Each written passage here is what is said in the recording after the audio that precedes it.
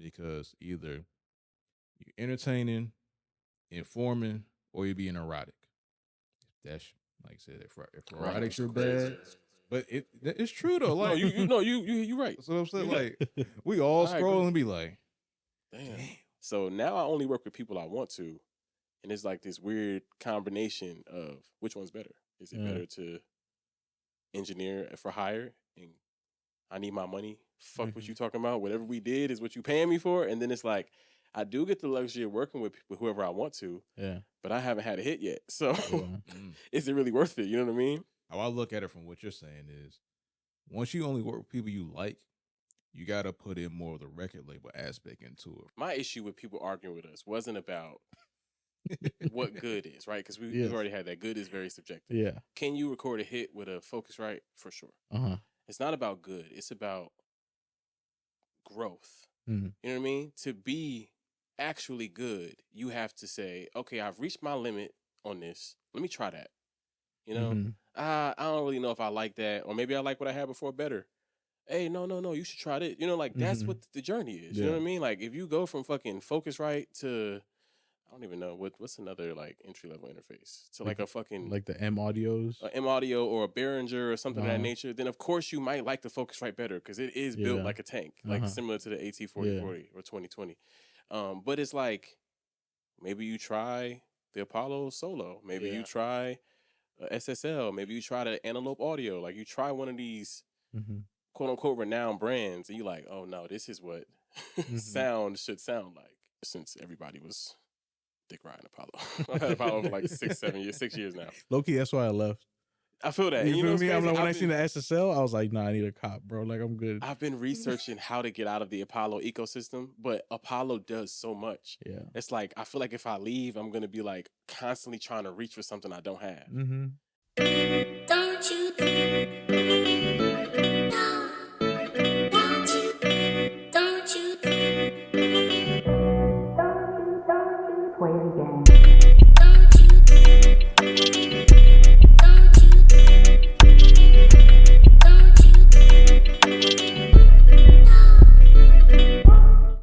I got two dope engineers in the building with me. Yeah. You know what I'm saying? They back for round 2. To my right. Retro Dre in the building. You already know what's going down, man. You feel me? And to my left. We got Isaac, also known as Extra Wavy, and as of late, Chef. Chef Isaac. Yeah. Chef Wavy. That's fire. Chef Wavy in the building, huh? So we're not doing the same intro that we used to do because we actually made a video. So that's gonna play. And then it's just gonna cut to y'all. Yeah. Dope. But so look, I want to start this joint off with some like hot takes. And I'm gonna let you guys say you agree or you can debunk what's going on. All right. I got like 5 of them. So the first one is recording techniques matter way more than plugins. 100%. Absolutely.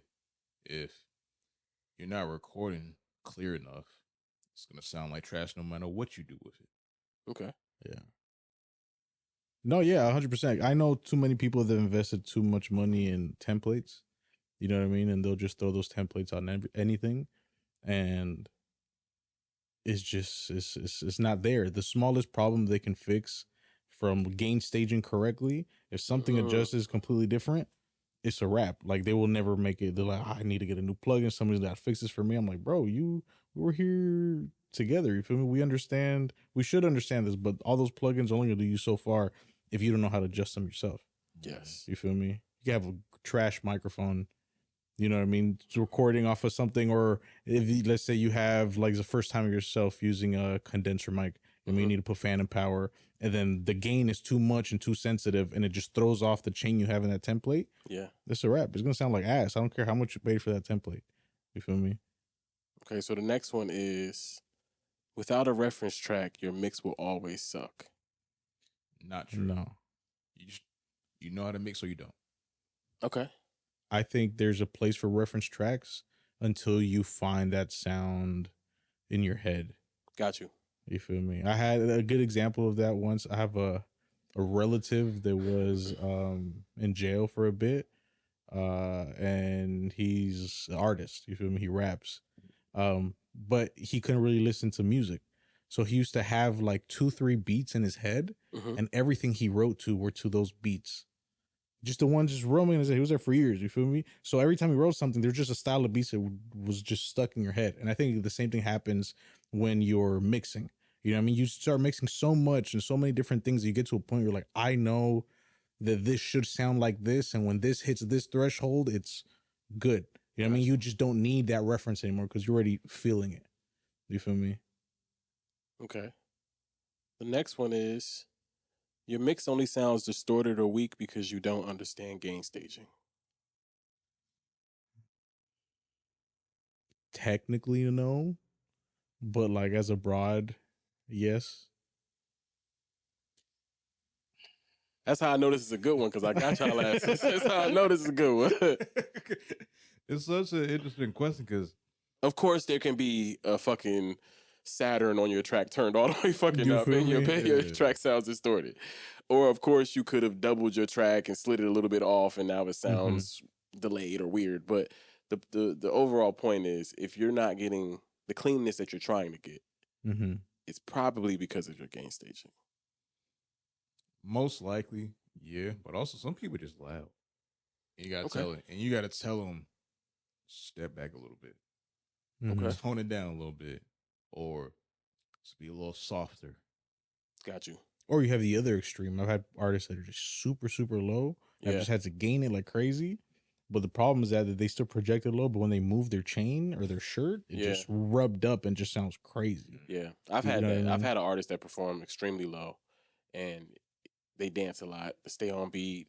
And it's like, oh my God, what am I doing? Trying to deal with this. Mostly when they got like big chains and stuff, I'm like, bro, I'm gonna need you to hold it. You feel me? I'm not gonna take it. I'm okay, cool. If you want to sound cool, I'll record a track of you dancing and fucking blend the fucking chain sound into the vocal, bro. Yo, if that's what you want. Chain ad-libs, bro. I will do that for you. That's what you want. But you're not about to fuck up my fucking mix. I know I work with somebody that's a part of their vocals, like the chains and the but it works because how he does with the bounce, it syncopates with how he's doing the records. I don't know how he does it. He probably don't even know it. But the sound of the chains and what he's wearing always ends up syncing up with the record he's doing. I'm like, has it affected your mix at all? Nah, never. I figured out how to mix around it. Okay, so I got one more. I just like how I look at it is that's his sound. So I'm like, all right, I don't. Because if I tell him to take his chains off, he's not going to be the same artist. I get it. I got two more for y'all. All right. There's no such thing as industry plugins. There is, but that doesn't mean that they're the best or the only ones you can use. Got you. Yes. Like when you say industry plugins, first thing comes to mind is Waves. You feel me? Waves, anything Waves bundle, Waves this. I know y'all got your promos yearly on Black Friday for like your 51% off or whatever. And I would consider those industry ones. My problem is that there's a lot of people that use industry plugins, industry or like Waves plugins, and they use all the stock modes and they never understand what they're using and why they're using it. And the second they have to use stock plugins or a different set of plugins or whatever, they got no idea what's going on and they get frustrated and everything. I'm like, yo, you're building a terrible habit. I mean, understand what you're using. Yeah, or you get the people that they'll open up a plugin and they'll instantly start clicking through all of the presets and they'll be like, oh, that sounds good. Cool. I was like, all right, good job. What's next? So like you said, then you're going to open the stock plugin and it has the same exact words, just looks different, and you don't even know what any of these words mean, so you can't manipulate it. No, 100%. You got to understand what's going on. You know what I mean? All those stock sounds, all those presets, I think are great building points. Yeah. You know what I mean? Because just me being this further away and this much closer, big messes affects every single thing on that chain. Exactly. Which is ridiculous that people don't understand. And people don't, this is something I feel like is game to anybody that's a beginning engineer. Y'all know this already, so it's not that important. Your plugins work in sequence. If you move a plugin up or down, it will change how it affects that vocal or that signal. So pay attention to that when you guys are just adding random shit because some dude told you to do it. And there's a difference depending on what DAW you're using, if you're putting the plugin straight into the channel, you know what I mean, or putting it through a bus and affecting it. That's a whole nother conversation for me. But that, I think, whenever I meet people and I meet them through their stage of like growth, and let's say audio engineering specifically, I always find it so fun when they realize things like that. Yeah. You know what I mean? I'm like, I've been getting a good mix and all that directly. I'm like, bro, if you throw it in the bus, you can connect, you can control all that effect that you're putting on that vocal, and just like as a whole, bring it up more, bring it down more, bring it in and out. You know what I mean? And you still have that clean signal in the back. And you save your changes computer, game, bro. You save your computer, because I see a lot of not beginner engineers, but a lot of engineers get to like the end of their mix and they damn near can't even press play anymore. That's just because you done added so much processing. If you start utilizing buses, you'll cut out a lot of that extra processing. But I think that's part of like experience too. When you're a novice to things, you want to use every single tool you have. And through the years, when I went to school for audio engineering, I went to SAE Institute in Miami. My professors were top tier, like industry. I had a professor that I think like in the middle of class, he's like, we just got nominated for his Grammy. That's fucking amazing. I'm like, that's crazy. You feel me? And other professors like, I won these Grammys with Amy Winehouse. Yeah. I was Lauryn Hill's engineer at the crib. I'm like, dang, bro, y'all are the people that are like teaching us, but you start to pay attention to their mix. Because when you're first in class, you got no idea what's going on. Maybe you should have some idea what's going on. We're going to audio engineering school. If you don't, you went to Full Sail? No, I went to SAE. SAE, okay. SAE. But you start to notice in their mixes, like the nastier the engineers that I've met over there, like their signal chain is so simple. Yeah.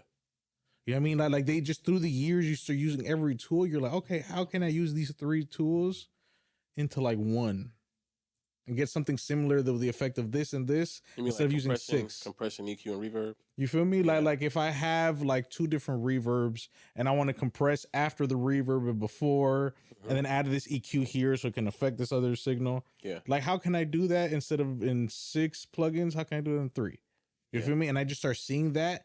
And that's when you start seeing like the Jedi masters in that, because I'm like, yo, you can get that crazy sound and you're only using these 2 things. Yeah. You feel me?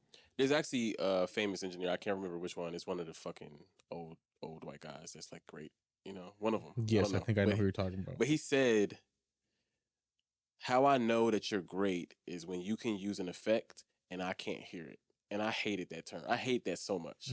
Because I want to know sometimes. Like, I want to fucking hear whatever the fuck you trying to do. Like, do that shit. You know, like, don't fucking, bleed my ears or nothing like that. But do it. Like, I love fucking Kanye's doubler, random, in a hallway, extra reverb. What's going on? I love that. You know what I mean? But to me, it makes a lot of sense because, like, when you're at a live show, you know what I mean? The best engineers, you got no idea what they did. You feel me? You don't even acknowledge him if the show was great. That's true. You feel me? Like he's just nothing. If there's one problem, other people don't. You feel me? If there's a problem that was not his fault whatsoever, everybody's gonna talk shit. You feel me? But if you really did a good job, 0 acknowledgement. But that's proof of his greatness. Or like when I was a kid, I used to take drum lessons, and when I played the drums, I would play with a metronome. And my teacher said, Isaac, if you stop hearing the metronome, you're doing it right. What do you mean? Yeah, because every time you hit, if you're hitting it on beat, you're going to hear your hit louder than the click. Yeah. If you're listening to the click while you're playing, you're probably off beat. You know what I mean? I'm like, oh, that's very, very interesting. And that for me brought me back to what you're thinking. Like, if you just don't notice it, I'm like, it's there so well. Yeah, exactly. It's like in such a sweet spot that, like, if you know, you know. Yeah. And if you don't know, now you know. But I think that's something I'm learning about. I have learned about engineering. There are all of these rules to keep us inbound so that we can get the best outcome possible. But you gotta like not hold that shit as like guardrails. You know what I mean? Like that, like what you just said. The fact that you can operate so good with this metronome that you no longer pay attention to it. But if it wasn't there, it would make a difference. You know what I mean? And it's like that with everything. I don't know. It's like I hear all of these rules, like don't go past 0 dB, leave headroom. Like all of these rules are there for a reason, but at times you can break them shits. You should. 100%. Like every beat that I make and I bounce, like my shit's on red. You feel me? Like my final beat back. But the thing is that like I've understood that like that's part of my sound. There's a degree of distortion there. Being so subtle as it is, it just makes my beats sound like my beats. You know what I mean? A final mix and a song is different, sure.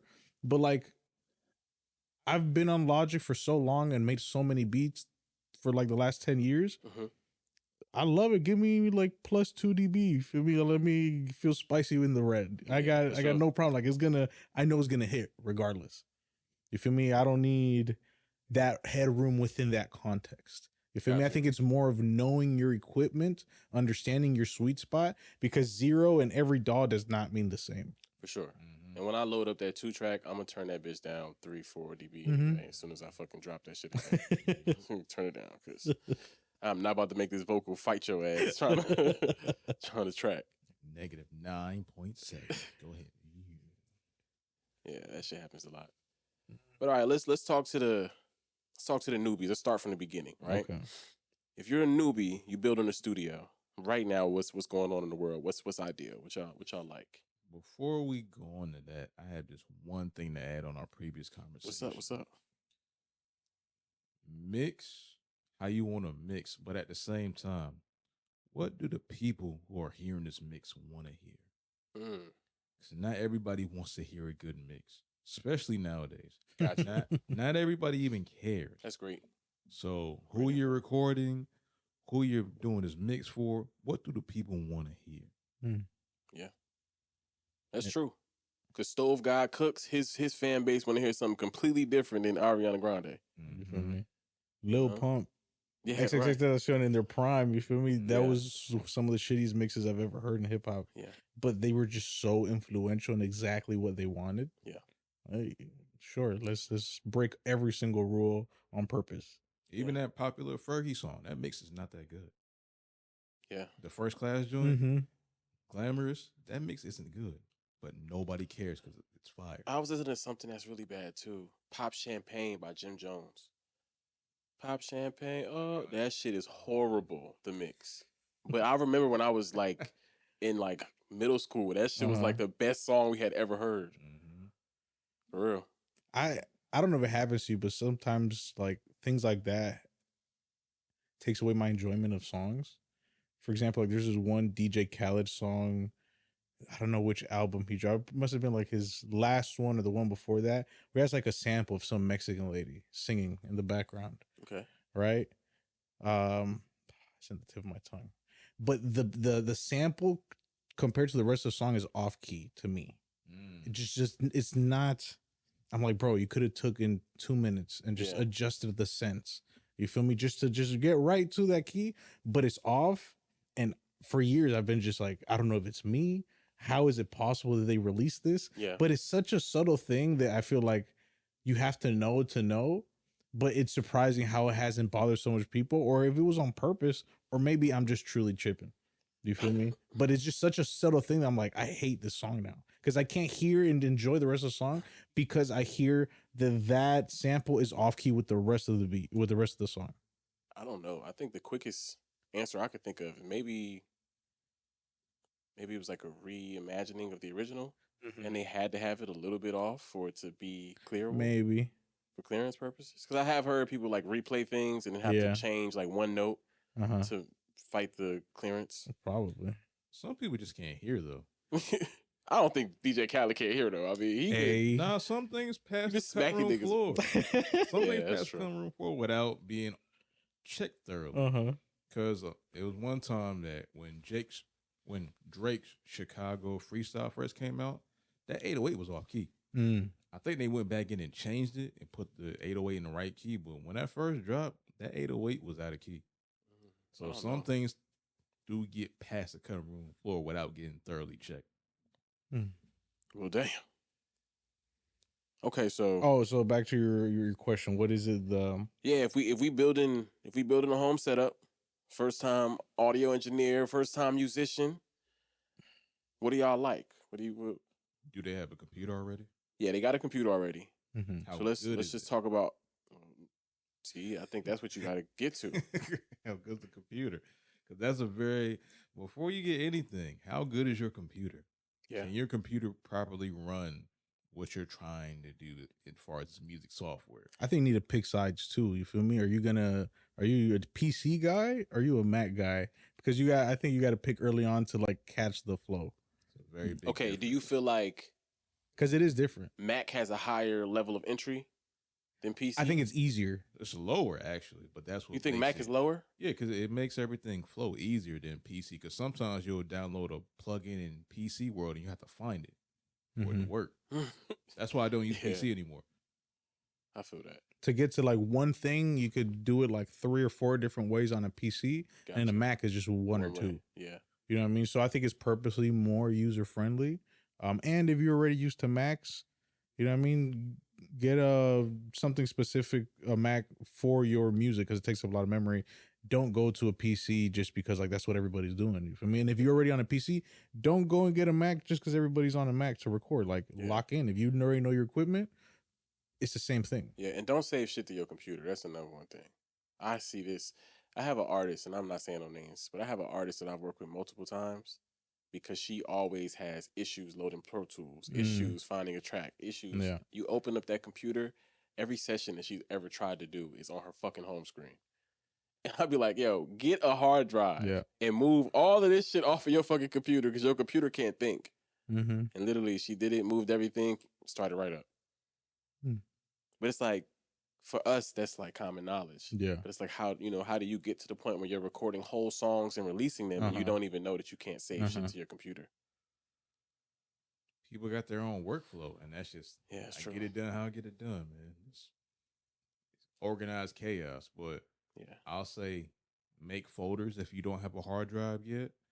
And if you are planning to get a hard drive, you might want to wait a little bit or at least get one used if you can, or at least on sale, because prices of hard drives and SSD cards and all that nowadays, storage is expensive. It's going up because of the AI, everything AI right now. Now, like PC parts went up crazy because most of the AI chips are using up all the RAM, so it's jacking RAM prices up super high. Oh wow. But okay, so let's say they got their computer. They got a decent enough RAM. They got a decent enough SSD. They got a storage. I think clearly you have to get yourself a Focusrite. You feel me? Yeah, because like to start off, the viewers will fuck us up if we don't get a Focusrite. Clearly, you got to start with, but nah, like for real though, I think like that's just the most accessible, most It's like the KRK speakers. Yeah, you know what I mean. You see that red, that yellow cone. Yeah. You feel me? You're like, before I started engineering, I was like, I'm gonna buy those speakers one day. I feel you. I felt the same way. Like, I have to. I felt the same way. I bought them. I got them in the whip. I be using them, but I wouldn't use them for like, if I had an actual studio, I would never use those. Yeah, that's like a tagline. That was a tagline for me. I'd be like, yo, this producer, he fire. He got KRKs. Right? Didn't mean shit, but he got KRKs, bro. He nice. Well, I'll say depending on the budget you have, I'm always prefer to get an interface with like 2 inputs. Okay. Just in case, just for shits and giggles, you feel me? I don't want to limit myself to just one input all the time. I'd like to have an extra input. So I'll say that's a very important thing. And then understand like what you want to record. Like if you're just gonna be rapping, get something that is super simple for that. You know what I mean? Get yourself a Focusrite. You know what I mean? Get yourself the cheapest thing possible with 2 interface that is not a toy. For it, I think if you're just starting off, the idea is to have equipment and start. If you're starting to start recording instruments and you're starting to record more live things, more things that need more detail, more attention, more multiple signals and routing, then go with something a little bit more that suits that. You know what I mean? A mixer. Get a mixer. Get yourself a Focusrite with 4 inputs. You feel me? Instead of 1 or 2. But whatever you get off, be well aware of where you want to end up. Yeah. You know what I mean? If you want to record full bands, like try to get something, even no matter how cheap it is, but something that allows you to do that. Right. You feel me? I feel like once you're starting Getting out, started is more important than 100%. Yeah. 100%. So I feel about interfaces. Got you. Okay, so we got an interface. We focusing on inputs. Yeah. Focusing on what you're trying to accomplish. Getting something in your price range.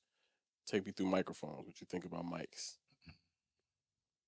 whatever you can afford. But seriously, it's honestly because everybody has a different budget, and whatever you can afford to get you started to recording. Gotcha. All that matters. In that sense, though, Audio Technica AT2020. I like the AKG P120. Mm-hmm. So one of those two. $99 for both. Yeah. What about the Rode NT1? That one too, that'll work. Bro, get yourself an SM58. Ball green, like one of the studios that I started. What? One of the studios started vocals. 100%, bro. One of the studios I started working in Florida. Shout out to Visualize. Shout out to Jay Smooth. He told me he used to be he engineers a lot of people out there, and he said the first few Ball Greasy albums were all recorded on the SM58. Yeah, but that's a little different the way that you feel me. But like performance style, you have no idea. Like he's like, we record on that because that's what we had, and it sounded great. Yeah, I got you. You feel me? And me coming from live sound and working in the world, yeah, it gives that. If I need one mic for the rest of my life for any situation, give me a SM58. You know what's crazy? I actually have an SM58. I just don't know where it is. So versatile. It's here somewhere. Maybe not here, like, but it's in my possession somewhere. That's a true. That was my talkback microphone. Mm. But no, I feel that. Yeah, I think I have heard multiple times it's the best microphone for its price. Like at that price 100%. Range, you can't beat it. But okay, so we got, like you said, the AT2020. What's the other one you said? The AKG P120. P120. You got the Rode NT1. I like Lewitt. I'm not gonna lie. I've been experimenting with the new Lewitt microphones. Mm-hmm. They got the cheapest one. I think is like $219. It's pretty cool. It's a good podcast microphone. So essentially, if you got a strong voice, you can record pretty good vocals with it. It's not that good on softer voices. Not that good on female voices. But is it a dynamic or a condenser? Condenser. Yeah, it's a condenser microphone. But I said podcast, meaning it's character. It's character is meant for like a welcome to today. It's more body. For that. Yeah. But what about DAWs then? What do you think was the best DAW to start off with? GarageBand. No, I'm playing. I agree. I feel like I honestly I'm gonna be honest with you. I feel like kind of what you were saying with the inputs. Just get Pro Tools. No. I'm not saying Pro Tools is easy to use. Absolutely not.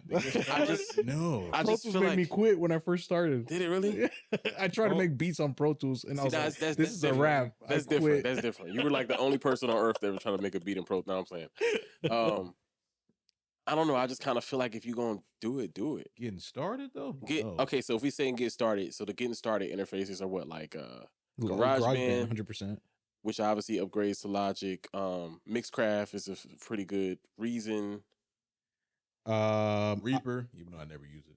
Never use Reaper either. I would use the Adobe suites that they always have, like all their video and Photoshop and all that. They also have like a audio a DAW. Audition. Some Audition. Probably. That's someone I use to edit podcasts and Adobe Audition. But is it straight audio though? Yeah. So I think could you record a song in it if you wanted to? Yeah, actually, yeah. Things like that because of things like that, or things like Logic and GarageBand are not made by companies that are music driven. Whenever they make something music related, it's generally pretty user friendly. Got you. They don't want you to have to think hard about 100%. That's why I think to start off, Pro Tools is a little intense, because it's like hopping onto like a PC that has like every single thing you can do in your life, but you only grew up on like a little iPad. I get what you're saying. You know what I mean? You're like, this is too much. How come just to press play, there's like 6 different buttons that I could press? Yeah. Imagine like the moment you cut your computer on to record a song, it's asking you the buffer size, sample rate. It's asking you all of this shit, like just to figure out how you want it in mono, stereo. You don't know what any of this shit means. Like, And now, look, you chose a stereo track. You're trying to record. It only lets you record in mono. So you're like, why the fuck am I not getting audio on my interface? So you mad as shit. Yeah, no, I feel you. And I didn't then even you're think like, about well, how that. come I only hear it out of one ear? You're like, come on. I didn't even think about all of that. And that was one of my dilemmas when I first started recording people. I used GarageBand and I was recording on stereo tracks. Yeah. And I would always get the vocals out of one ear.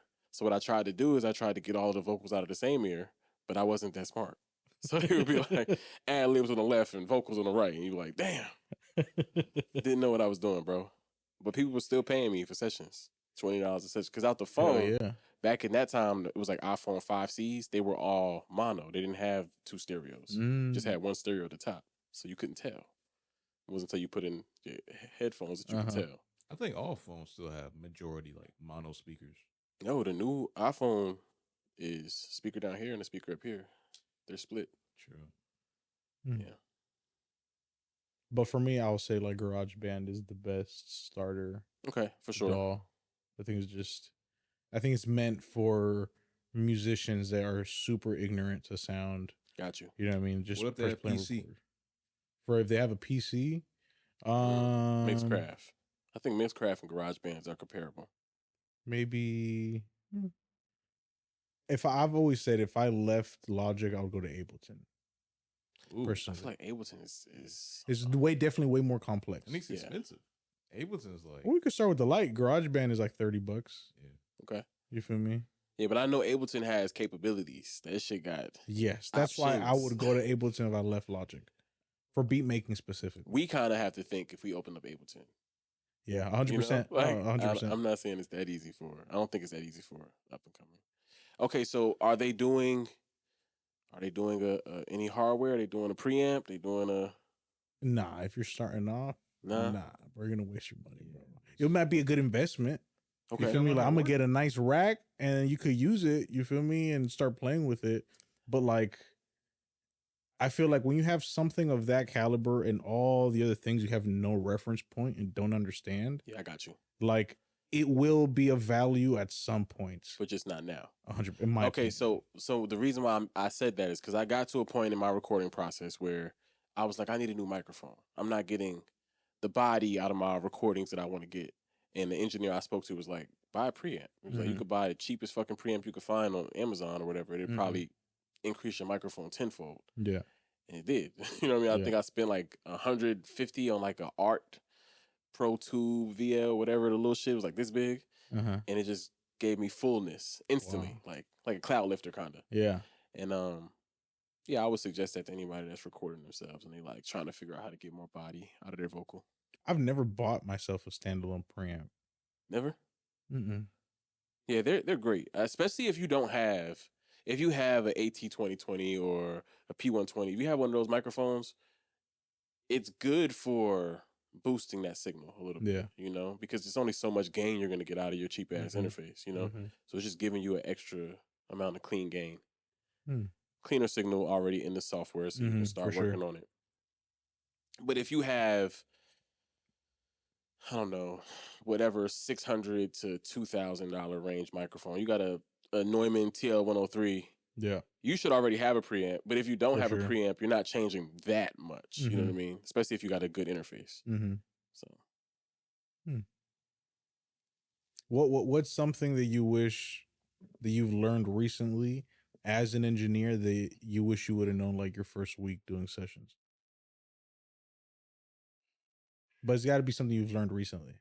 Oh, I know it. I'm just waiting. All right, I'll go. You got it. Know when to take control and when to step back. Okay, this is for sessions, like with artists. Yeah. Got you. Damn. How? Why? There's, even if it's like a session of 10 or more or just one, learn when to say, all right, it's my time to show what I really can do, but also it's the artist's time to figure out what they got to do. Yeah. It's certain times where you press buttons, and it's certain times where you got to make them do what they need to do so they get the job done. But also tune, if it's more than just like 2-3 people in the studio, learn how to tune everybody else out and control the room, because if you don't, then you're going to lose the room or nothing's going to get done. That's true. Yeah. What about you? Mine would be so when I first started recording, I was afraid of compression. I didn't understand what compression actually was, and I like just shied away from it, right?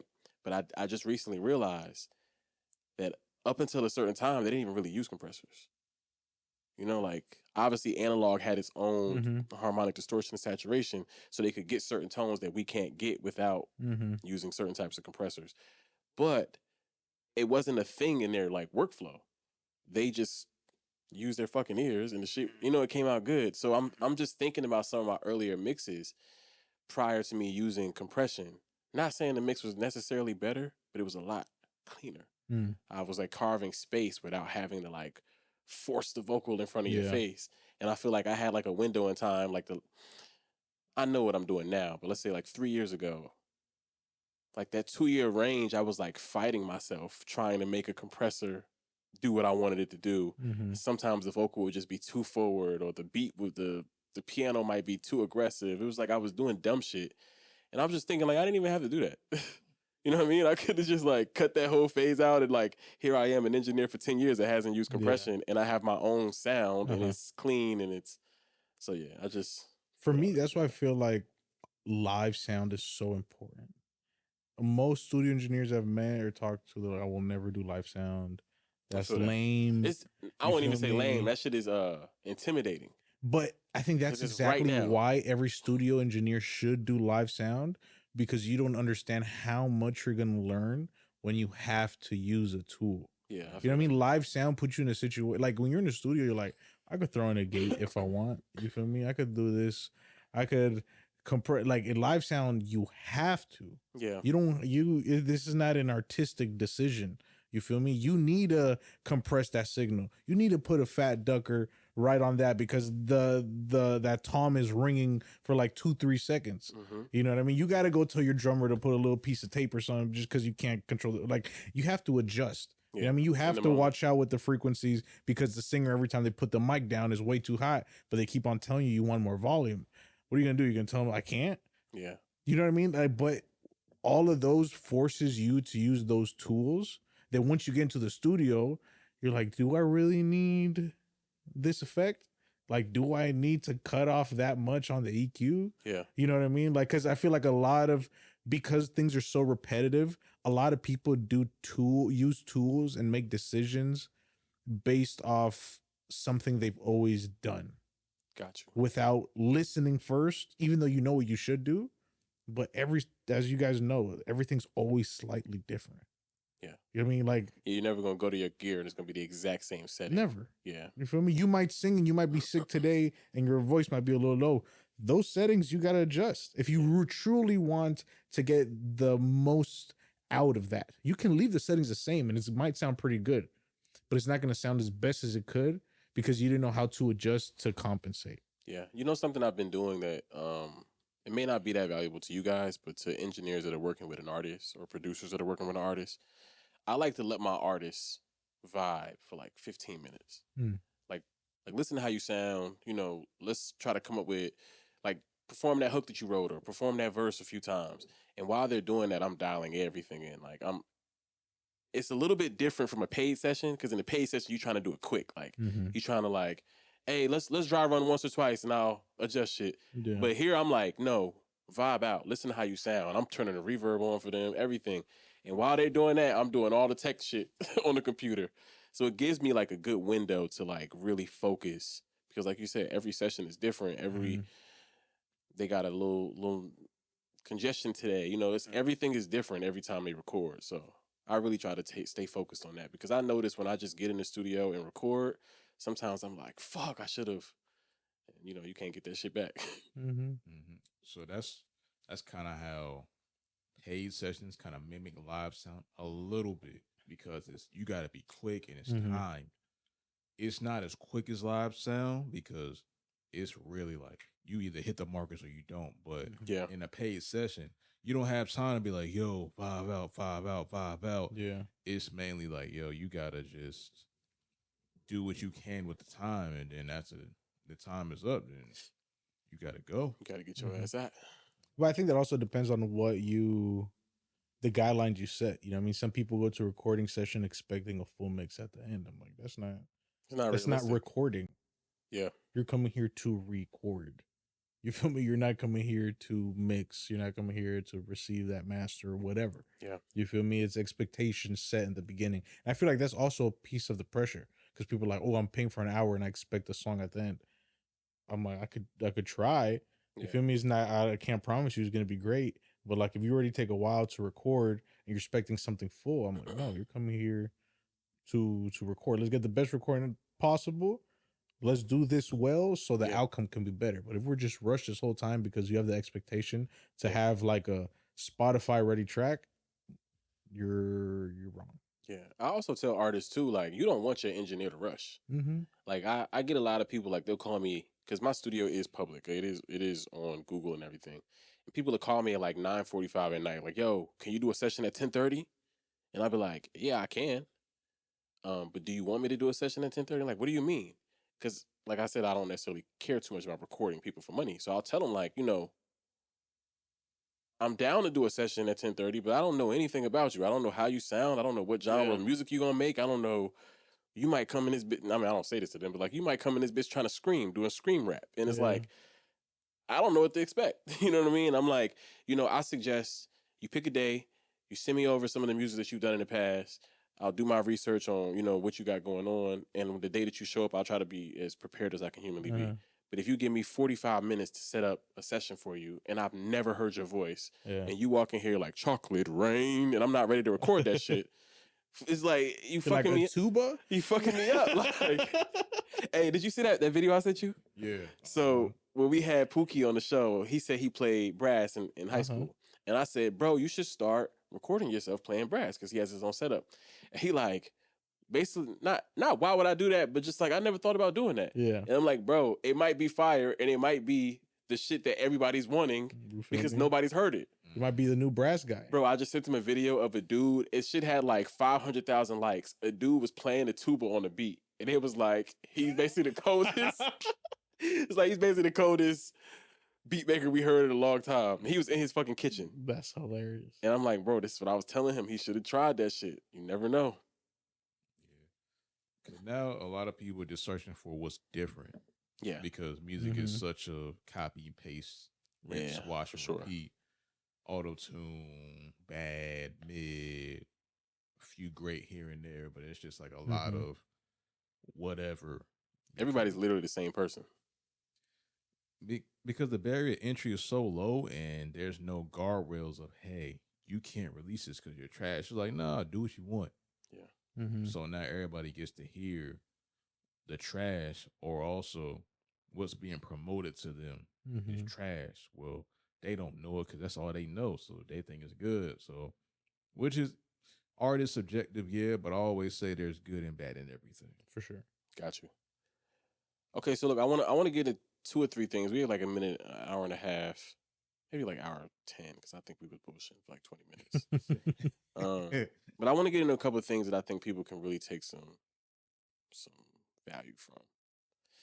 And I want to talk to y'all about translating mixes. Okay. I know this is like the big thing that we all deal with. It's like you're painting. I try to explain this to people as like painting colorblind. Okay. Like you think this is a beautiful portrait and you don't really know what blue looks like. And then you get outside and show it to other people and they're like, what the fuck am I looking at? This is all the same color or some shit, So what do y'all suggest to help people translate their mixes? Or is it that simple? Is it as simple as if you do this, you make your mix translate better? By translate, do you mean from like one system to another or impact or... Whatever you think of it as. I think of it as you play it on your phone. It sounds similar to you playing it in your car, correct. Similar to you playing it on beats.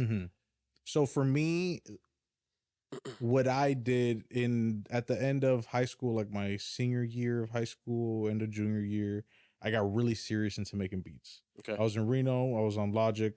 I had these little black and green Mackie monitors. I had them too. Right, with the little green. Yeah, with the little guy running. You feel me? I think they were probably like the 5-inch woofers. Fire. I had that. I had the Audio Technica. headphones. I had my grandma's whip, my parents' whip, and then I had like a little Skull Candy speaker. Gotcha. And at that point, I was just starting to take beats seriously. He's making beats every day, and I had a homeboy who was a rapper, and he's like, "Yo, Isaac, send me some beats." Sent him. He's like, "These are trash. You feel me? They suck." And he just told me, "Keep on sending beats. Keep on sending beats." But I was like, "Oh, this sounds good here." He's like, "Yo, Isaac, it sounds terrible. It's distorted." You know what I mean? He's like, what's going on? But like, yo, it sounds great on my headphones. Just wear my headphones. Like, nah, it should sound good everywhere. So I got to a point where I just started to, every single time I made a beat, I went to every single source and listened to it. I'm like, why is it bass heavy here? How come this is going on there? And I would just adjust until I found it kind of similar. Yeah. Then I just kept on doing it, and then came to the realization, yes, one thing is your ear, but another thing is also knowing your system, knowing your DAW. Yeah. I got to a point where I know Logic fairly well when it comes to beat making. Gotcha. That give me any type of headphones, the shittiest headphones you have, I can get you a decent sounding mix on the beat just because I know what level is supposed to hit what. I know if this type of sound hits -7, past -7 is going to start to distort. It's going to cover everything else. All those little details. Gotcha. So truly understanding your system, comparing to things around, and that takes time. And I think that's the big thing some people don't want to do. You feel me? Like that took me like a few years probably of just always. And now I'll be in a loud coffee shop mixing in my headphones a beat for a performance that I have to do like in an hour. Gotcha. You feel me? And I'm confident enough that like that's enough for that stage. I don't need to go to the studio and get like a mix of it. You feel me? But it takes a lot of time and effort. I don't know how you went through getting to know what a decent mix should be or translate. Kind of the same thing. But as I said last time I was on here, I had to learn how to mix my own voice. Yeah, so you did say that took a lot of trial and error of, I'm using too many plugins and stacks on my own voice, so I got to figure out. But also sound selection too, very. That's, as far as making beats, learning the importance of sound selection. Yeah. If I don't have the right sounds that make them drums hit, even if I crank them up with all the plugins in the world, it's not going to hit. Yeah. Unless I stack them with another kick or another 808 or another bass line, it's not going to hit unless I change the sound. So just literally listen on, I'm the car test guy. So hitting the car and then hitting the crib, I'm good. And if I listen out the phone, does it distort? Nah, cool. Bluetooth headphones, is it good? Cool. So just over time, just literally just working it out. It took me about 3 or so years to really figure it out. Did you actually notice something that was making your mixes better? Like something like if I do this every time, whether it's reference with a set of headphones or reference, did you notice anything specific? I wouldn't say specific, but eliminating certain plugins and also making sure the recording is clean. Okay. Vocally. But as far as production wise, choosing the right sounds and leveling right. Gotcha. Yeah, I would say gain staging. I think gain staging is super, super important. Like when you're mixing levels, like even after you record the source, just knowing that like I know you run a really fat 808, but like you just can't, if you want that other thing to shine, instead of making that 808 a lot louder, lower everything else just slightly. Yeah. You know what I mean? Just so you won't cause that degree of distortion. Doing just that adjustment, that for me is something that I learned that helped a lot. They're like, yo, Isaac, you got a threshold, you got a head. You feel me? Anything goes around that, you got the risk of it sounding bad. Yeah. So if you want to make something louder and you know it's gonna pass that threshold, just make everything else a little bit softer. Yeah. You feel me? Because once you have that sweet spot, you can make everything as a whole louder.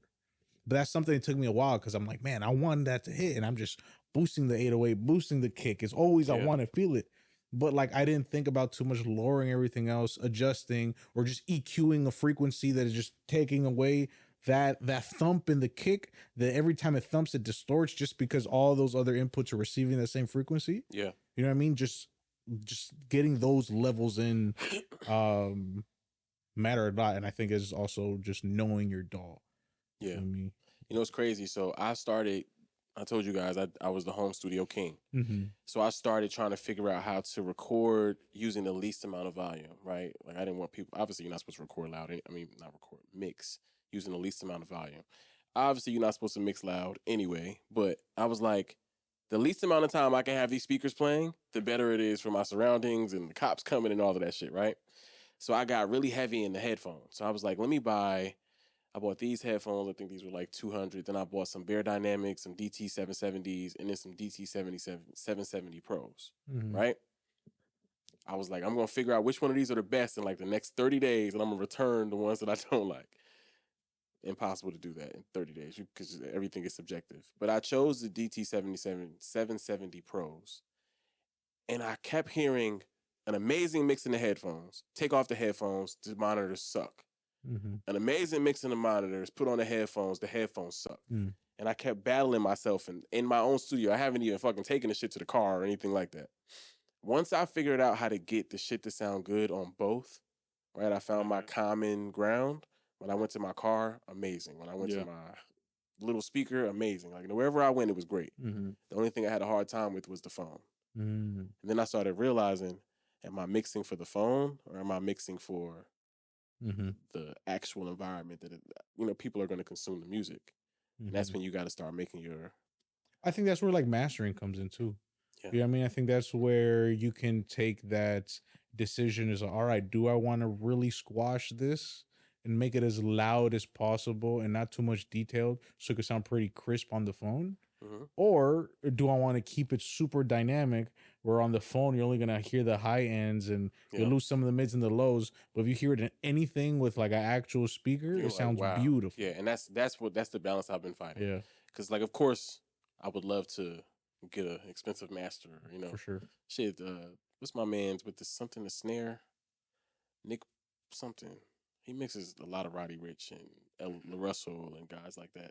But he has a website where you can just upload your mix and he'll like master it for you for it's like $200. It's pretty low for him to have like the credits that he has. But it's not him necessarily. It's just him signing off and his team of guys doing it. But question. Have y'all ever got any of y'all mixes touched up by a professional mastering only engineer? Yes. No, I've tried to. And he said he couldn't do it. He basically said, I don't like your mix. Essentially, even though the mix was good, like I let everybody around me hear and they were like, oh, this shit's pretty fucking good. Yeah. But he was just like, I don't know what you want me to do. I promise you. I'll let you guys hear the song too after this. So you could just be like, either it was just already too loud? I don't know, bro. So his feedback was, I don't know what you want me to do. Because in my experience, what I've had to do on certain mixes is take off. I use heat in Pro Tools. I use the heat plugin, but that causes distortion that mastering engineers do not like for some reason. And every time I send a song with heat on, he's like, yo, I need you to turn whatever distortion or harmonics you got off of it because it's messing up what I'm going to do to it. I was like, all right. So I go to it, took off heat and like, oh, we're good. I'm like, okay. But I say that to say, when I first heard the master, I was like, the fuck is this? In a bad way? Because I'm not used to hearing mastering, like professional mastering. I wasn't used to hearing it because how we usually do it in the studio is using basically just ozone and other things. But just mixing it on the second layer. Yeah. But I'm hearing it like professional, I'm like, the fuck? Because I ain't like it. I ain't like it at first because it was it mad clear? You can hear everything. Yeah, exactly. But I'm like, sound a little low, sound a little, I wouldn't say flat. It just sounded so different. I didn't recognize it. It was weird. I was like, yeah, what the fuck going on? But how was your experience with it? I did it. The only time it happened was in school. Okay. You feel me? So it was like a class project. Gotcha. And it wasn't a song that you were like extremely invested in. No, like not at all. But like we were trying to finesse the grade. You feel me? So we got a homeboy that like he actually masters and shit. So we're like, yo, you want to look out and help us out? But it went fine. It went well. I think we got like a B. You feel me? Yeah. We were too lazy to do all the. I think that's a very good thing. I never answered the question like, what is something that I've learned today that I didn't know before that would help a lot? Okay. Organization. Organization, that's workflow, crazy. Knowing where everything is. I currently still struggle with it all the time just because like my mind is in like 6 different activities at once. But labeling everything, like you were talking about, putting everything on a hard drive, knowing where every single thing is helps so much. That's not crazy. Just for yourself, but like for future sessions and anywhere you go to. It's crazy that you say that because I get anxiety when I don't know where something is. Because like, well, my hard drive is set up where like artist, project, beat bank, session, like everything is organized for me because of that. I have friends that come over and be like, hey, pull up that song that we did that one time we went to Miami and we brought the studio. It was 6 years ago. Okay.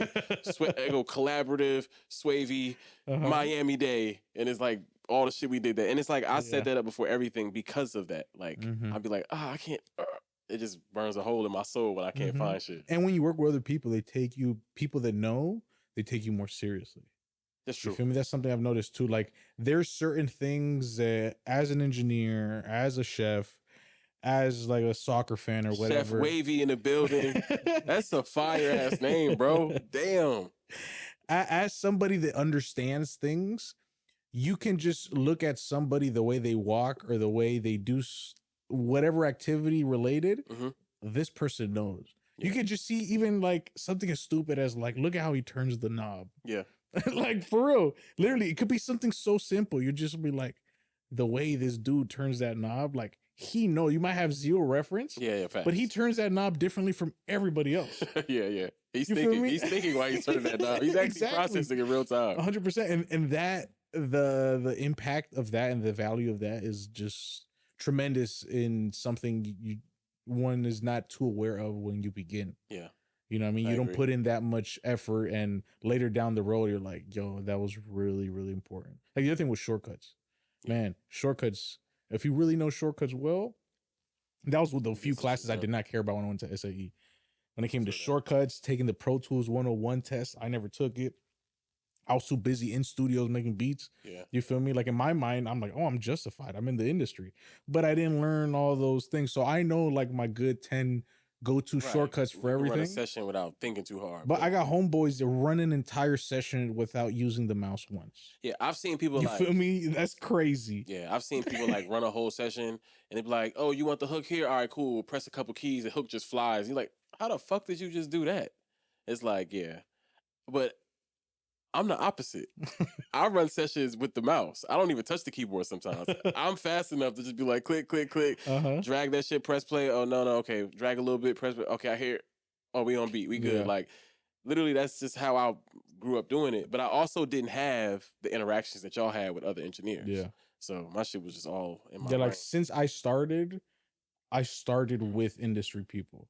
You feel me? Like the first studio I ever went to was my mom recording, helping a singer warm up for an album she was about to record. And I'm just there sitting next to the engineer at like 10 years old. You feel me? And he let me press play because I'm like, that looks super cool. Can I press play? He's like, yeah. And I remember every time I see the big, like, was it Logitech mouse with the red ball? Every time I see that, that's I think for me, when it comes to like studio work, that's the most iconic image I personally have. I agree. You feel me? I see that with that. I'm like, oh, that's a studio. You feel me? That's a studio. Like that's just, and I got super used to it. And I started using it and everything too. But for me, that's a very nostalgic thing. I had one, but I dropped it and the ball flew out and that shit don't work no more. And that bitch is like $60. And even though it's not that much money, you know, sometimes some things just don't be that important for you to spend what it costs. And I'm like, I got this cheap ass regular mouse that works perfectly fine. I'll just use that for now. But damn, man, that's dope. I got something else for y'all too. I just gotta find it. That kind of got me caught up. I wasn't even ready for the next question. That's not even the right. That's not even the right phone. We over here with the wrong phone. Okay, so what's the next one? I asked y'all about translating mixes. So wait, what was the synopsis? What do we come up with as far as translating mixes? What do y'all suggest? Let's just dumb it down to like one tip each of you. Take your time and mix intentionally. I think that's the most important thing. Got you. use a reference and listen on multiple surfaces, like there you phones, speakers, headphones, Bluetooth, car. If you have access to a stage. Mm-hmm. That's facts. It's crazy that what you said earlier about the basics of EQ, compression, and reverb. They say you can get a perfect mix with that, and you mentioned that earlier, saying you work with some of the best. Yeah, just see them, and I'm like, damn, bro, how come this dude on YouTube has like 60 plugins, but like this dude that just won a Grammy has like 3? Yeah. Like another thing too is it's like you say, the source. You said earlier, it's the source material. I've watched, so Mix with the Masters has subscriptions now. So you can get a subscription to them for like $30, and the same seminars that we've all watched before, where you watch Dave Pensado break down a Wiz Khalifa mix or some shit. You can watch them in real time now. So I've subscribed sometime last year, and I watched, can't name the engineer, mixing somebody's song. And when you look at the session, each track had like maybe 4 plugins. And I'm thinking to myself, that's fucking impossible. There's no way you could have a main vocal take with just fucking 4 plugins, and one of the plugins is fucking auto-tune. Yeah. Like, what's going on right now? But anyways, when they do an A and B solo, no plugins to plugins, this shit sounds amazing before they even fucking put anything on it. Yep. So, that shows you that the majority of the work is in the source. And then, You feel me? It's like food, bro. How you gonna expect me to make you something good if you give me like ketchup? Shitty ingredients, right? You know what I mean? Like can only go so far as how good the ingredients are. Yeah, that's facts. I'm just like an engineer, bro. Same thing. Like building a house. If you have a bad foundation, that house gonna be trash. Right. It'll be lopsided as hell. Exactly. If you're tone deaf, you don't have zero expectation of me. You feel me? Absolutely none. Like, I am not, like, throw that shit through AI. You feel me? You'll save some bread and some time, dog. That's facts. So my last little thing for y'all is explaining frequency and pitch. Okay. I'm not asking y'all to explain it, but I do think that people need to know that there's perceived loudness and then there's loudness. And I think a lot of people think that loud is better, but they don't understand what they're actually hearing. I think it's also understanding that there is a correlation to like frequency and pitch. You know what I mean? Is like if you're EQing something, let's say, for example, drums. A lot of people don't know that in drums, a lot of toms, they have notes. Yeah, they have keys. You feel me? And if your drum is sounding crazy, you have a lot of bleed or whatever, and you start to remove all those frequencies, like that is of that specific key of that drum they're trying to do, it's going to mess it up. And one of the things I've learned recently when it comes to playing with the frequency or how loud something is, compensating with the pitch, is playing with low end. So when we do dinners for wets, music is just as important as the food. But being the music is just as important as the food, I don't want that music to sound like you're at a regular restaurant. You feel me? And it's just super background. That music has to be present. Gotcha. But it has to be present enough where it allows the people around to have conversation. And that is difficult. You know what I mean? But what is something that I learned in the studio, if I have a 2-track and it's just hard for me to make some room and for the vocal, just cut around 2K. You feel me? And then all of a sudden I have like a slight little pocket that allows some space. Yeah. You feel me? So I'm like, okay, let me take a similar approach. So when we do our dinners, I cut a lot of the high end out and boost the low. So people start to feel the low, feel the rumble, feel the loudness, because the low end hasn't gotten softer. Yeah. But psychologically, they're like, oh, this still feels as loud, but we can still talk. Yeah. And if they know the song, their brain will probably replace the high end. 100%. That's actually amazing. 100%. And that's something that I found. I'm like, yo, let's boost these. I love sub. I love bass. Yeah. You feel me? But I need you to be able to talk and conversate and tell each other how you feel, what you like, what you didn't like. But I don't want to take away of the impact of the music. Yeah. You know what I mean? So playing with like understanding, have to cut those frequencies out a bit and boost these to compensate, because as you said, there's a psychological thing that we do just to fill things in. You know what I mean? Like some people with dyslexia, I think I've always had it, but where they read like the first few letters of a word and the first few letters of the last and they just fill it in. Yeah. Our brain naturally does that in a lot of other things. Yeah, for sure. And that's one of them. Yeah. I be seeing those, I don't know if I'm gonna get to you first, but you be seeing those posts on social media where it'd be like every word would be wrong, but then you would read that shit.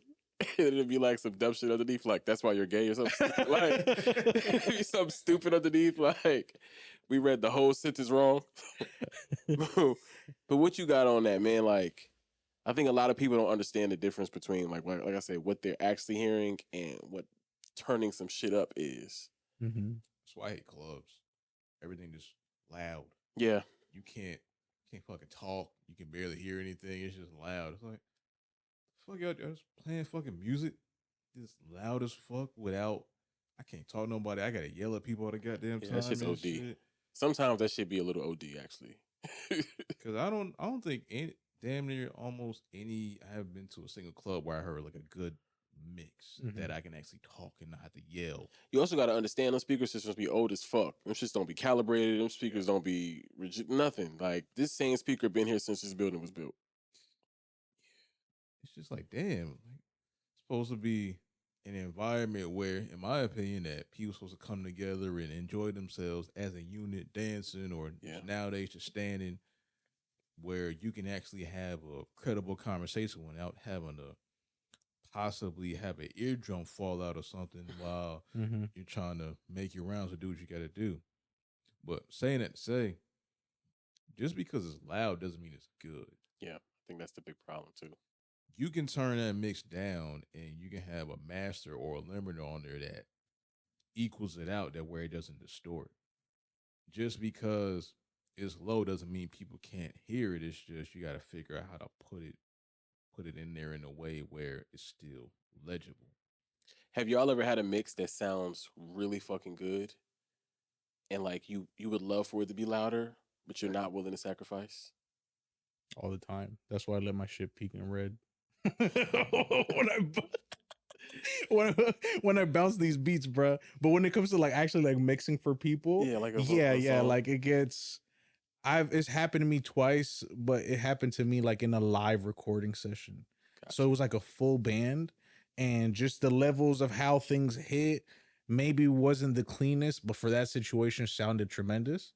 Yeah. You feel me? And then once you start sending it out for them to get like the final master, like, yo, this is just like, I'm like, it's distorting how I want it to though. Yeah. I mean, like, I need you to adjust this. I'm like, nah, like, can I just bring everything down a bit? And they're like, no, you need to fix it. I'm like, but it sounds exactly like what I want. Like if me getting the final master is going to take away of my vision, I don't know if I want it. I'd rather just throw in a limiter and just put that junk up on Spotify.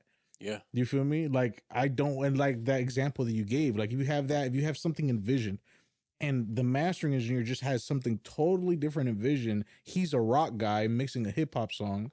Yeah. You know what I mean? Like it's gonna sound like a completely different track.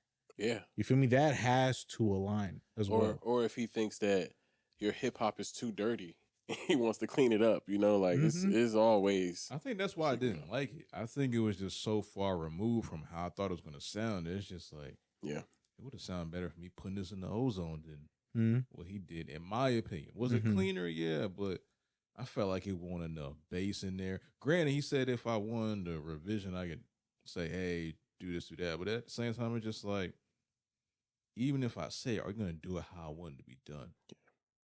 Unless I sit in there and say, hey, do this, do that. Because at this point, if I get anything by a professional mastering engineer, I'm going in there whether he likes it or not. I'm not going to say nothing unless it's like yo, I need you to.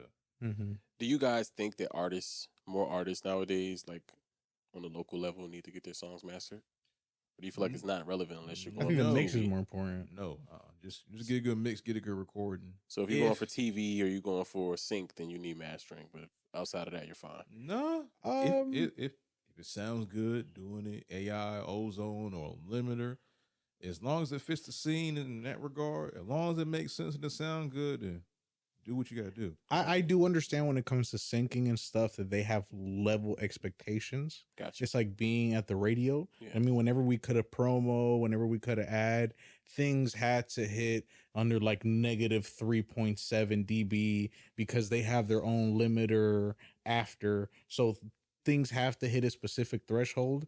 And I think it's easier to hit a threshold as a whole track through the mastering process than through mixing, because you have to hit things individually.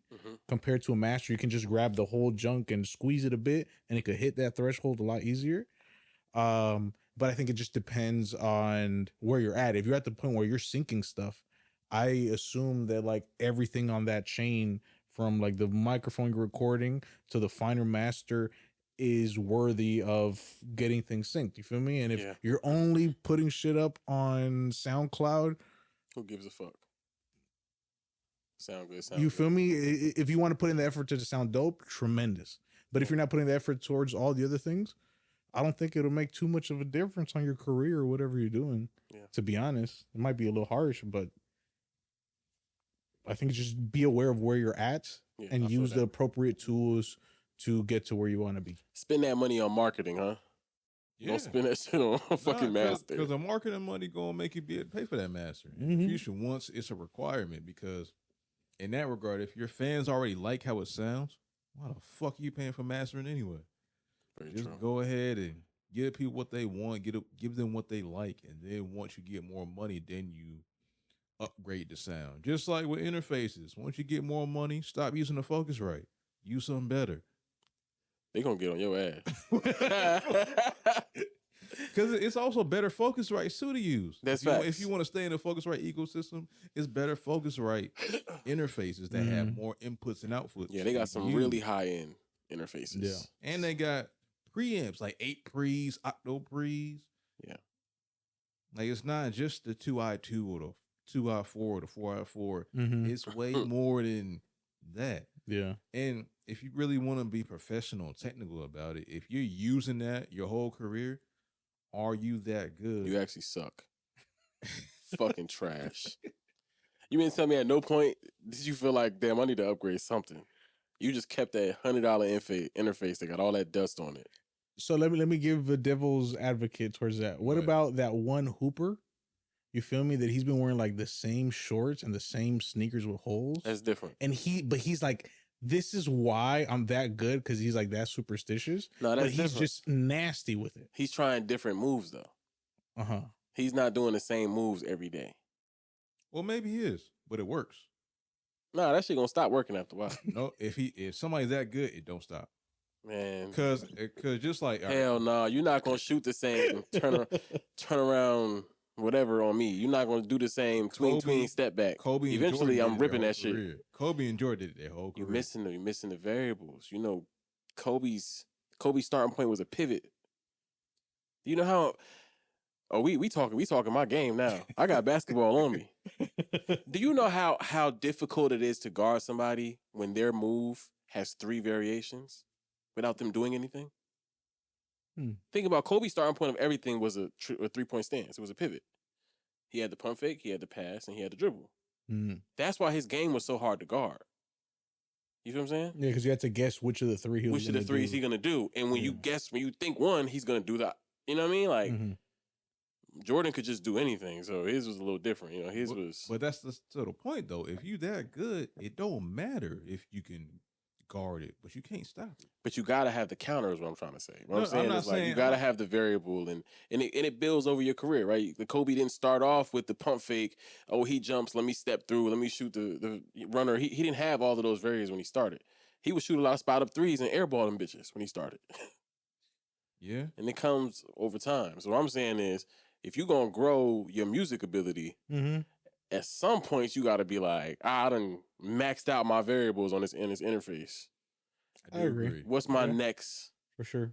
What's my next? It's like I can only sharpen this knife so much before it disappears. Yes. You feel me? Because that's literally, you can't forever sharpen a knife. It will get to one point where you have no more metal. I'm sure y'all have advanced setups. I'm sure y'all can think of something that you would want to change. For sure. You know what I mean? Like, and maybe a part of that is because y'all know what y'all know.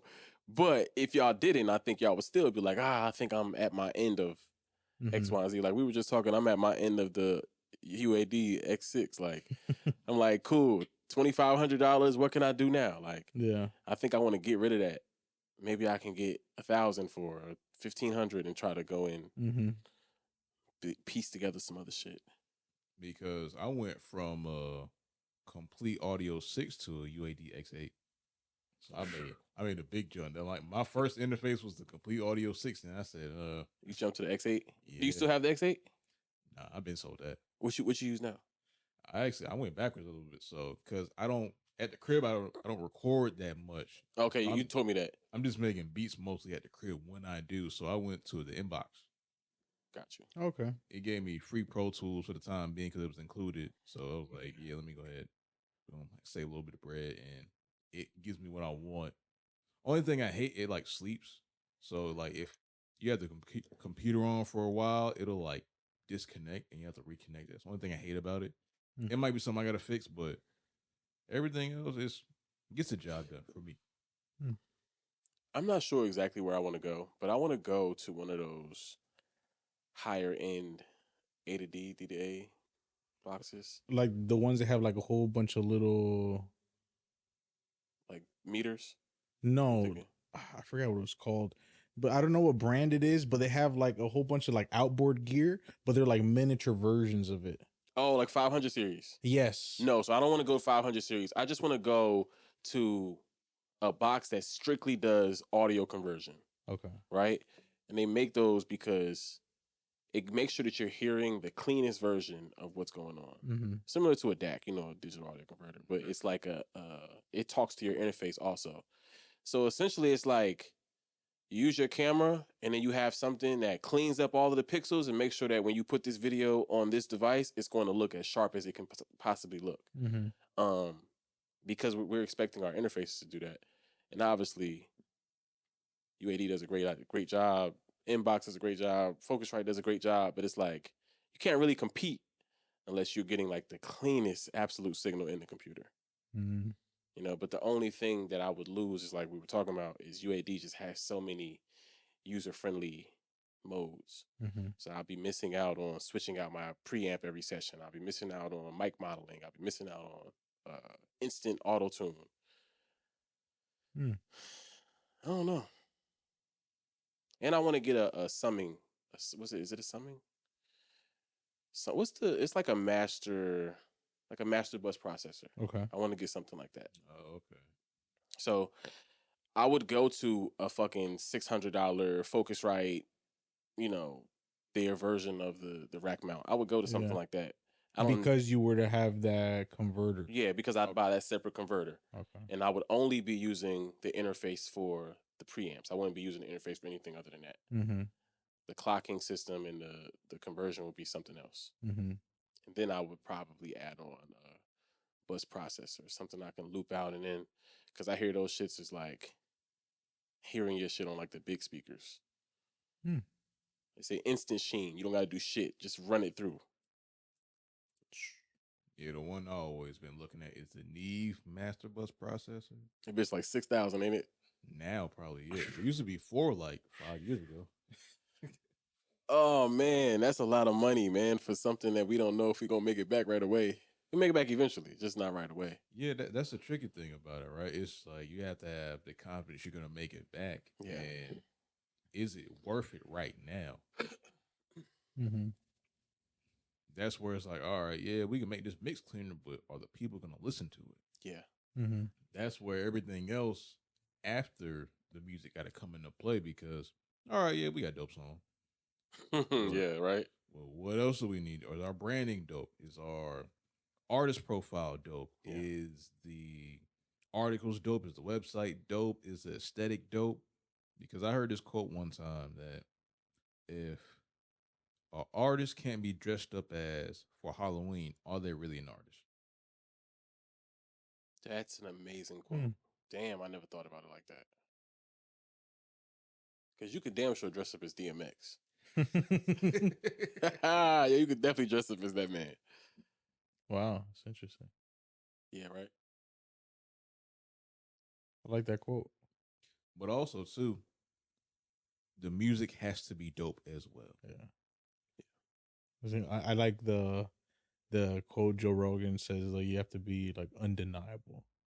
Yeah. You know what I mean? You don't got to be the best. You don't got to be number one. You just got to be undeniably good, undeniably dope. You feel me? Yeah, that's very true. It's actually funny because I was just looking at Mon Shepard talk about Miles Bridges as a musician. I was just listening to that podcast. You seen that? Okay, yeah. He was saying how like Miles is undeniable. He's like the type of artist where like you don't think about the fact that he plays basketball first. You think about the music and what you're hearing first. He was like, when Dame Lillard drops a song or when I drop a song, I'm sure everybody thinks this motherfucker play basketball and he rap instead of just listening to the song. Yeah. And yeah. But I guess it's that sound too. That Detroit sound is undeniable. Yeah. I think that's a good goal in life. You feel me? Being undeniable, whatever you do. You feel me? Like, just any reference somebody has towards you, like, yeah, he's gonna execute.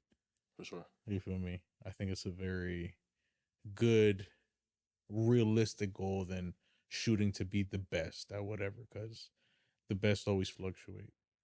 You feel me? I think you can only be the best for so long. But being undeniable, I think that can test the time, as they say. Yeah, just gotta be dope. You feel me? And do your homework to study what came before you, during you, and what's coming after you. So you stay within the time of what you're doing again. Because I see a lot of artists that are trying to be artists that don't do their homework as far as what came before them and what's going on right now and what's coming after them. Is like, you're only going to go this far because you haven't studied or you think you're too good when you're not that good yet. You got to study and put in the work, because of what came before is going to be a big tool of somebody that's already did what you're trying to do and they didn't do it well, but it's somebody that is doing what you're done, but also have been very successful because they had to change the way they format things.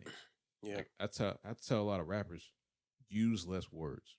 Not even just rappers, artists in general. Use less words. Make every lyric matter. Make the song either make sense for what it's for or make sense in general.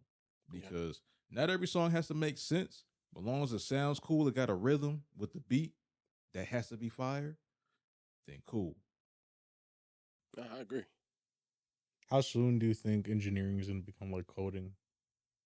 Where like coders are really... We're already there. Yeah, I think it already is. It's just... they're losing their jobs here and there. I know people went to school for coding, get their masters and everything, and now they're like just like a science teacher. I think it already is. I think that if you pay attention to the top will always tell you. You know what I mean?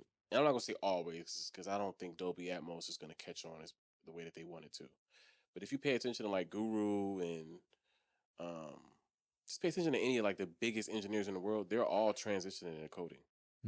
Guru is doing fucking seminars at the Rock Nation School of Recording. He's teaching people how to rebuild audio gear. Wow. And teaching people how to, how it translates to coding. He's teaching the whole course on that shit. Wow. So if you pay attention to what the people up top are doing, it'll kind of explain where we're headed, you know, because they get a little bit of foresight. Now, I don't think that motherfuckers gonna be able to press a button and go from zero to hero. I think the source material is always gonna fucking matter, and I think that the artist is gonna have access to one of us to know how to get the best source material. But I don't think that it's gonna be as individual as it's been. I don't think that one person's knowledge base is going to be as far as you can go. I think motherfuckers going to have access to everybody's knowledge base like that. Do you think there's going to be like a throwback scene in audio, and specifically like where people are like, all right, we're just using the least amount of digital stuff possible to get a final digital product? I think we're there as well too in some aspects, but it's just, do people care about it or not? Yeah, that's the big thing, because just like with everything else, like with AI, with like vinyl, it's like CDs. Even CDs are slowly coming back too. And direct to consumer is starting to become a new buzz nowadays as well. Because if you're starting to notice, I've been watching a lot of videos on this, that all the distribution independent platforms are starting to be acquired by the majors. So now indirectly, everybody's signed by a major indirectly nowadays, or has some involvement, because they're all getting bought up because the majors see, oh, that's what everybody's going. We getting that too. Let me get. Yeah, the majors are banks now. So it's just at the point of, all right, you're playing the game whether you like it or not. Now, how are you going to use it to your benefit? Yeah. Damn, I was going to say something about that too. But yeah, I've heard that though. Majors are basically becoming banks. I mean, like even Netflix bought up like 500 podcasts. Bought the rights to like 500 podcasts. Yeah. Because it's like, I don't know. It's like motherfuckers aren't trying to maximize the product. They're trying to benefit off of the product. And I don't know if y'all saw, like, there's a big issue right now with Breakfast Club. They just lost their whole audience because they took everything off of YouTube and social media to put it on Netflix. They got the bag. And they went to get the bag, not they build a better product. They got 300 million or 200 million, something like that. They got a lot of money for the show. iHeart got 200 million. I don't know how much they got. Yeah, right. Well, they got a salary bump for sure. Because, you know, anytime your product generates that much money, they kind of have to give you a salary bump. But like he said, that shit pulled their audience away. Like Netflix is not an interactive platform. Yeah. And I don't know if they're going to try to make it an interactive platform where you can leave comments and shit from your fucking TV remote, but I don't see people catching on to that fast. Like, I want to leave a comment right now. Like, nobody's going to want to do that. I think the issue with that business model is, like, when Spotify did the same thing earlier with the exclusive podcasts like Joe Rogan, Amy Schumer, and others. But I think the Joe Rogan one worked well. But he's back on YouTube, so because the contract ended. Now he's still on both platforms. You know, the thing is, though, one thing I don't think a lot of people notice is it's not worth it to go behind a paywall because that exclusive access, not everybody's going to be able to see it. So you will get a bigger bag today, but in the future, you sacrifice your audience and the future bag. Yeah, you got to do it. Joe Budden is the blueprint to this podcast shit, right? And I'm only saying that because I follow his podcast as just a casual viewer to stay up to date on hip hop shit for a long time before I even started a podcast. I never started a podcast because of the weird tag that we were giving it, like, everybody got a podcast. We need to take microphones away from motherfuckers. But anyways, I realized he did this thing where, like, they bring up a topic, a fire topic. They're like, nah, we'll cover that on Patreon. You know what I'm saying? And you unconsciously, well, you consciously hear it, but you subconsciously put it in the back of your brain, like, okay, maybe I should become a member one of these days. A big argument happened. Scene cut. Fresh seating, everybody sitting regular. My bad, Joe. We had to cut that show. We'll put that on Patreon if y'all want to see the full argument. And it's like, the more you see this shit, the more you like, maybe I need to see what's going on over there because they keep hiding this shit from me. So I think what you're saying, if you just say, I got this content, I'm blocking it from the world, I'm going to put it behind a paywall, nobody gives a fuck. It's 200 million other motherfuckers putting out content. But if you can hold an audience and butter them up to let them know, like, hey, it's going to be some shit over there. It's going to be a good vibe over there. You should go check it out. I think you can really move bodies. 10% is a lot of fucking money when you get 1 million followers. Like, you move 10% of your following to pay you $10 a month or $5 a month, you eating. But you got to have both. And yeah, you got to have both. I think a lot of people are cutting their legs off because they just like, oh, we're going to take this exclusive on this platform or that platform, where it's like, nah, you got to be everywhere because it's too many eyes, too many ears, too many thoughts where you can get a audience from. And you don't know what's going to go viral one day or not. But it's just, you got to have stuff you put on your main everywhere, but also stuff you put behind the paywall so people actually want to come and listen. Yeah. Or view or watch. Yeah, and I think people are kind of stealing from, like, I'm seeing a lot of normal people say chat, and, like, it's like, bro, you're not Jeff Teague.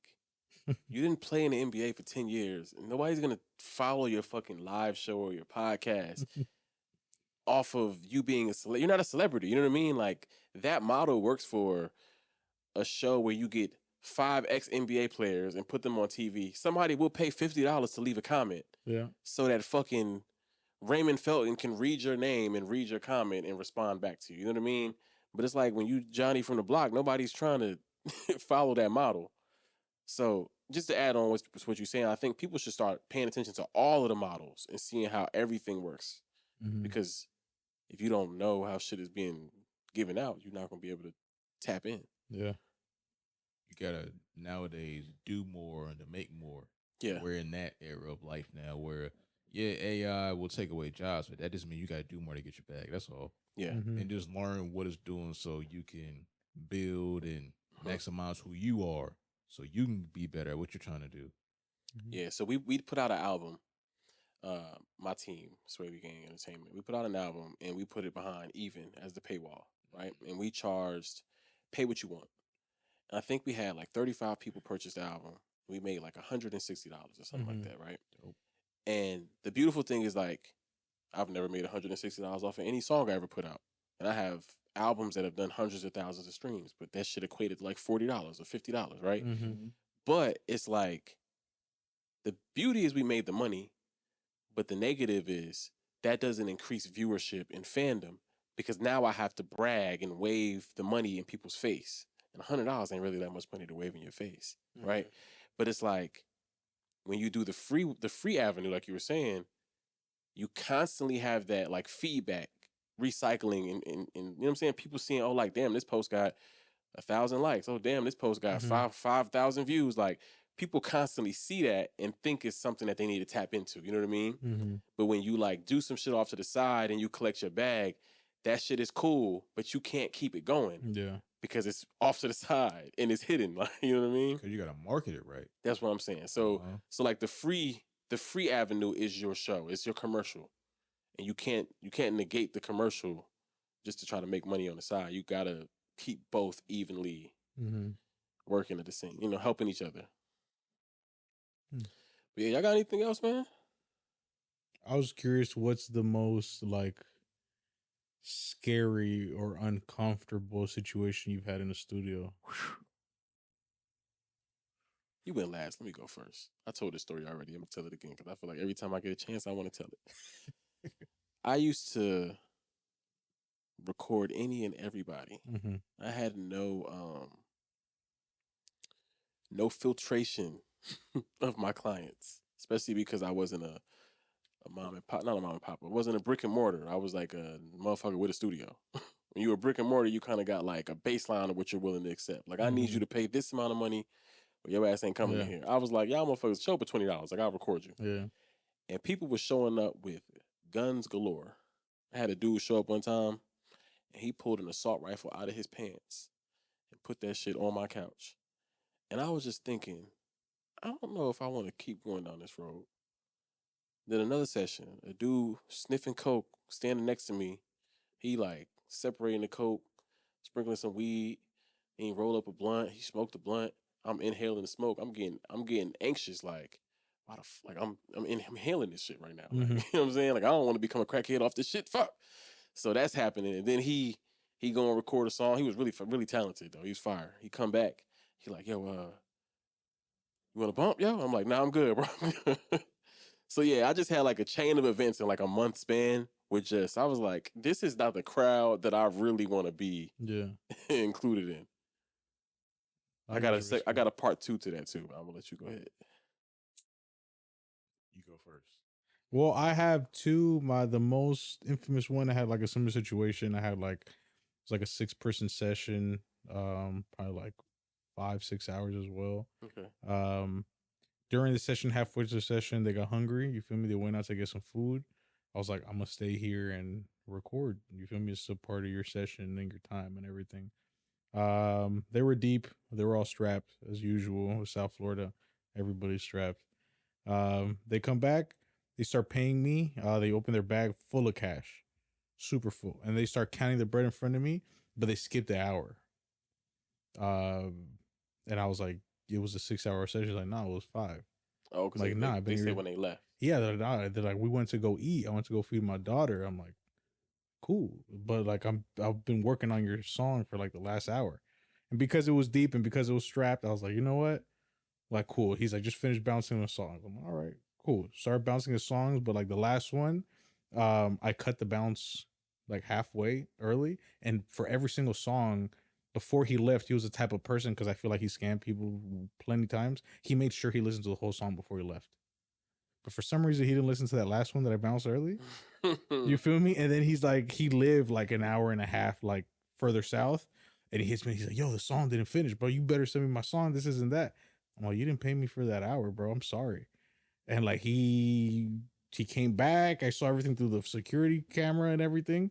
And he ended up giving me my money. You feel me? Because I was able to bounce it, but I couldn't confront that in the moment. Yeah, I feel you that. feel me? Too much going on. And then in the same studio, I had this other. I came in with a friend, for his session, and there was a session before me. They started a little bit late. It came into my session, and I was like, "Yo, it's our turn." You feel me? So the engineer had to like wrap it up, and they couldn't. They were pissed. They're like, "Yo, but we paid for this.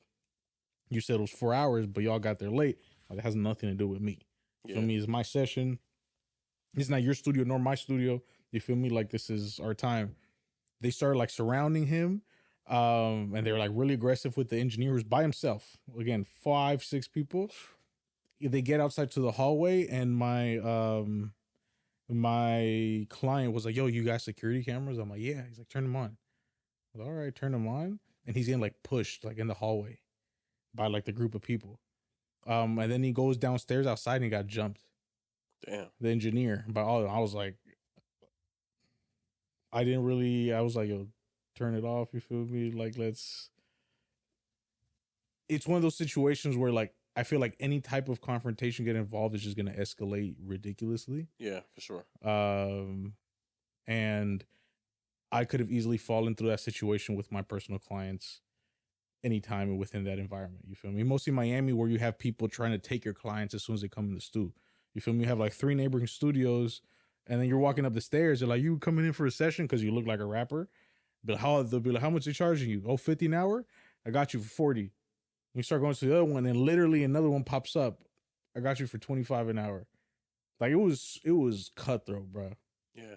But like, working with that type of environment stuff is just like, I don't know how this is worth it. Like, unless there's like a lot of money involved in my pocket, it's really, really risky for not making barely anything. I know this is like falling on deaf ears, but I feel like there needs to be more integrity in music creation. Good luck. Yeah. I just feel like, I don't know, like there was a reason why like Patchwork and like Baseline and like all of these like hubs just produce so much bomb music. But you got to think about it too, though. They had some of the top artists going and recording there with some of the top labels even backing or pushing their artists towards there. So it's a different environment where it's now it's like the Wild Wild West. Yeah, it's a neighboring studio right beside you. Like, yo, like, wait, 60, 40, 25, yo. 25, yo. Yeah, it's just so many, and also like 25, 5 minutes online, you done. Yeah, your song mixed. I put it through this online, bro. You good, bro? Yeah. So it's a lot of variables nowadays that can take your clients away. So you have to be more of a multi-talented person. Yeah, you gotta actually like provide value to them as a human being. Yeah, like for them to feel like they want to stay with you. Like marketing, content, or in his case, food. For sure. But Chef Wavy. Yeah. Out this motherfucker. But to answer your question, I got like a collection of things I'm gonna walk through a little bit. So I got part 2 after you too. This is one of my first times using an outboard mixer for a podcast. And during the show I was recording 2 people, and I thought I wasn't recording the audio because I was turning down the aux in my headphones so I wouldn't hear it as loud. And I stopped the show and I had time to start over because I thought I wasn't recording them. And yeah, they was upset. Damn. They got their podcast done. They was a little upset about it. That's happened to me too. A little different, but yeah, it happened. It's happened to you before, I'm guessing. It's happened to me. I lost an entire session once because I never knew about command save.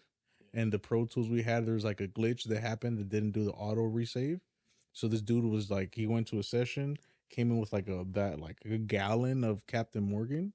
By the time we're like almost done with the session, he was probably like less than a quarter left.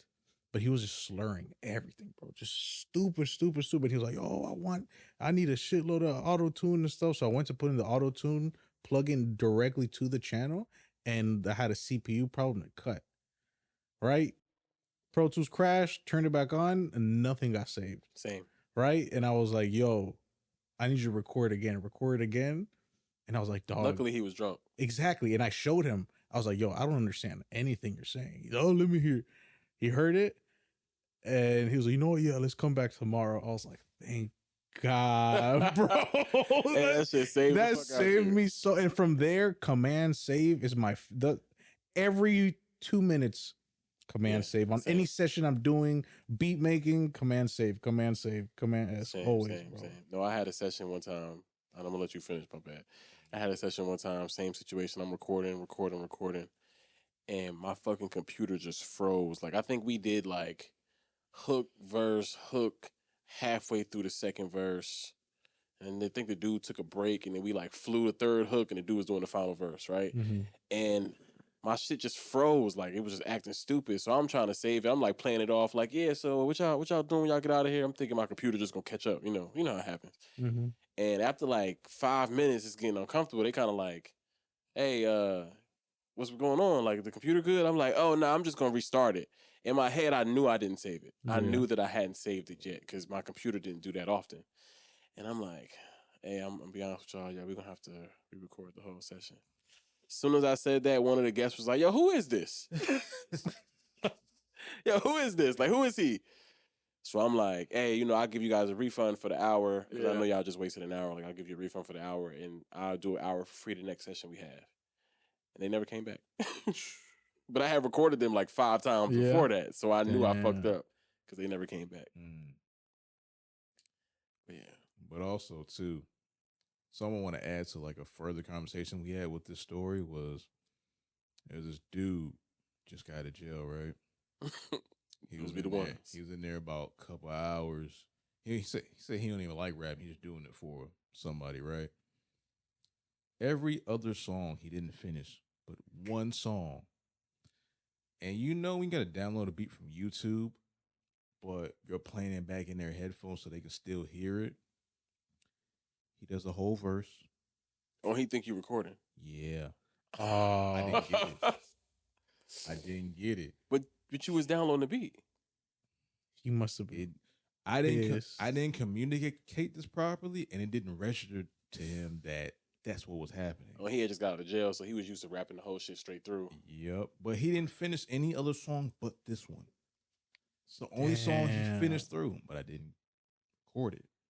So days later, emails like, yo, what's this one song? I'm like, oh, I ain't recorded. He's like, oh man, you supposed to be a professional engineer. I spent all this time. I don't even like rap for real. I'm like, my bad, my apologies. He's like, I don't want your apology. I just want your song to get recorded. I'm like, sure shit, I can't do shit about that, my guy. I fucked up. Hey, that was fucked up. You ain't even fuck up, bro. Like, that's just no. I fucked up because I didn't properly explain thoroughly that just because I'm playing something doesn't mean I loaded it in to record. That's true. Yeah, he didn't understand that. So that's my fault. That's another thing I would add to something I didn't know before. Then I would like my first engineer self to know that I know now. Properly communicate to every single client, artist, whoever you record, how the process works. It's true. So they know what they're getting into and how it's supposed to go down.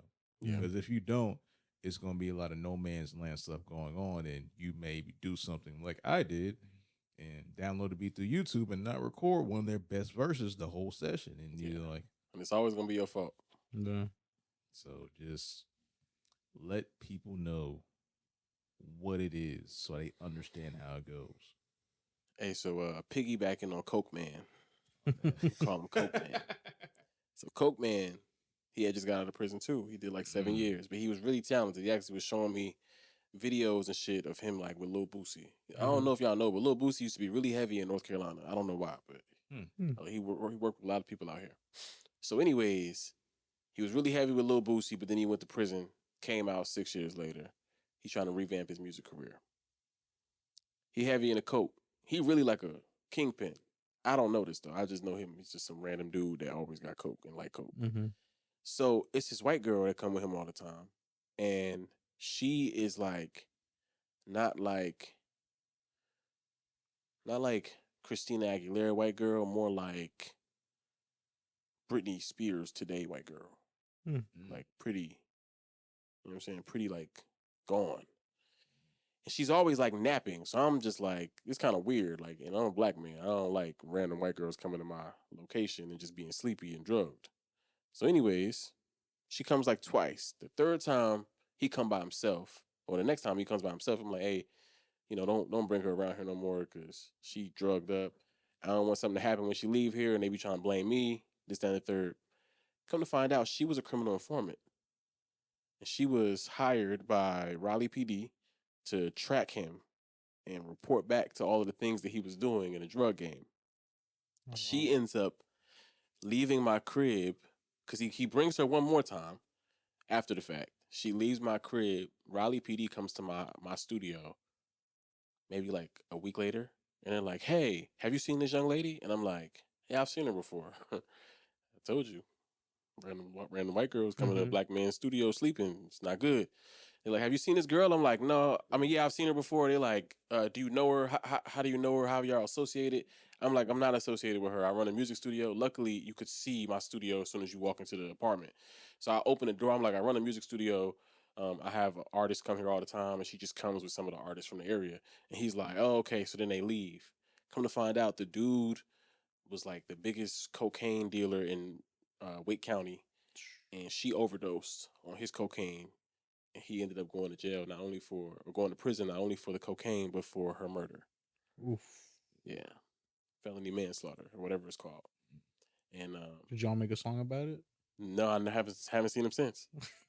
Have not seen that man since. He went to prison off that. He got locked up right after that. But yeah, that was the same window of time, that same month where the dude came with the assault rifle, and I'm just like, you know what? I don't think I want to record anybody anymore. Like, there has to be a barrier to entry right now. They trying you out your studio, man. Bro, I'm trying to tell you. Because I'm just thinking the type of person he was. What if I had an instance like he didn't pay me and, you know, he clearly was connected in the area, you know what I mean? Yeah. Obviously, I didn't look at him like that because he was just a random dude that wanted to make music, and he never showed that side. But he could have been trying to pistol whip me and some else shit. I have more to add to my collection. So I had a group of guys come in. They came in before. But it was one night where they came in, they did their records, and they say, yo, we're going to call to the car real quick. End of the session. They leave. They don't come back, pay for the rest of the session. Okay. So they was like, yo. I was like, but one dude stayed. I think they left one of the dudes they was even with. Which is insane. So he's like, yo, let me get the rest. Yo, I don't know what they doing, but yo, I just want to get songs I listen to. I'm like, all right, whatever. Sent the record, but more of the story is that's how I learned how to get everything up front. Because if people want to, they will run off on you. Oh, so wait, they got the songs and then left? So, yeah, pretty much. Oh man, I said they was gonna come back, but they was like, they just said we'll be back. Yeah, they all went out door, gone. Yo, so one thing that I was always doing, because mind you, I told you I had never recorded in any studio other than my own. So one of the things I learned was engineers mix songs for previewing. Like it's not a studio mix, it's a preview mix. I had never done that before. I had been like trying my hardest to mix this bitch in 15 minutes to sound as good as it could sound. Now, obviously, you all know it's impossible. You can't make a song sound amazing in 15 minutes unless it's an amazing song. But well, I've had experiences where I put verses together loosely and make them records. It's a It's a very weird talent that engineers can do, where they can take some little mumble or words that they say incoherently and put them together, and make them a whole record somehow, some way. And then I just cut the beat down and it boom. Yeah, I have pieced together songs.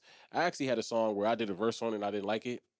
I took my verse off, and then I had another artist come do a verse in my slot, and I like split like every 4 bars and made the 2 artists go back. It was like a back-to-back. Oh, no. And it came out really fucking good. Oh, like, word. Yeah. That was a long time ago, though. I don't think I would do that today. I think I have too much. It'd be too annoying to do that today. But yeah, then I was trying to be super creative. They had no idea why I did that. It was like, why didn't you just make it 2 verses? I was like, this is more creative, bro. This is.